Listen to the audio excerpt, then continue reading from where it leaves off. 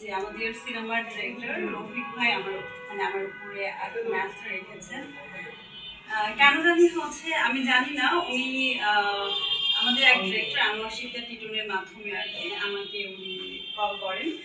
এরপরে নামটা যেদিন আমাকে ফার্স্ট বলেন ওই দিনই কন্যা নামটা শোনার পর থেকে আমার খুবই ভালো লেগেছিল।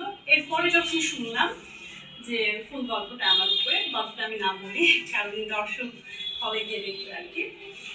তো সব থেকে বড় কথা কি নামটা শুনে আমার ভালো লেগেছে কন্যা নামটি।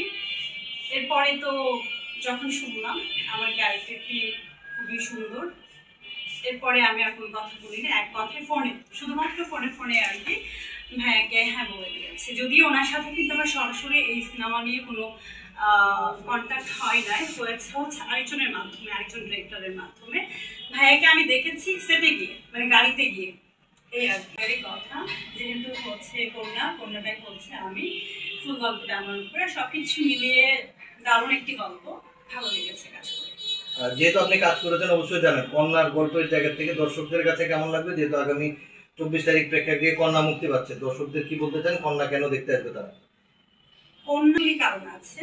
প্রথম কারণ হচ্ছে কন্যা এবং কন্যার মার সাথে সুন্দর একটা মানে বন্ডিং, এটা দেখতে হলে হলে যেতে হবে। আর সব থেকে বড় কথা এই সিনেমার কয়েকটি গান আছে, অসম্ভব সুন্দর একটি গান।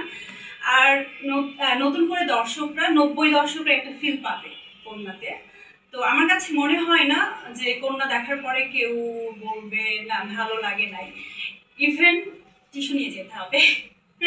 এই তো কন্যার জায়গা থেকে যদি জানতে চাই, কন্যার গল্পটা শুনছিলাম গ্রামীণ পটভূমিতে একটা মেয়ের জীবন সংগ্রামের গল্প, মায়ের সাথে মেয়ের গল্প বা সম্পর্কের গল্পের জায়গা। আপনার কাছে কি মনে হয় সেই কাজটি করেছেন?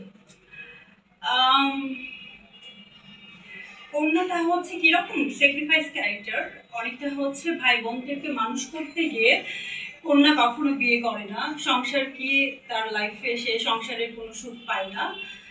মাকে হারানোর পর থেকে পুরো সংসারের দায়িত্বটা হচ্ছে কন্যার উপরে। ছোট ছোট দুইটা ভাই বোন, তাদেরকে মানুষ করা, লেখাপড়া করানো, এই করতে করতে কন্যার জীবনটা শেষ হয়ে যায়। এরপর গল্পের মোড়টা অন্যদিকে ঘুরে, তো এটা দেখতে হলে অবশ্যই হবে। দর্শক যারা হলে আসবে তাদেরকে কি বলবে, কেন আসলে কন্যা তারা দেখতে আসবে না? এই সামনে 24 তারিখে টিকিট কেটে তো আপনাকে দেখতে আসবে, সেই জায়গা থেকে আপনার আমন্ত্রণ থাকবে। ওই তো আমি আগেই বললাম যে 90 দশকের একটা ফিল পেতে গেলে এখনো কিন্তু অনেক মানুষ আছে আগের দিনের গ্রামের যে পটভূমির যে সিনেমাগুলি এগুলি দেখতে পছন্দ করে। তো আমার বিশ্বাস যে অনেকদিন পর দর্শকরা এরকম গ্রামীণ একটি সিনেমা এবং সুন্দর সুন্দর গানের একটি সিনেমা দেখতে পাবে।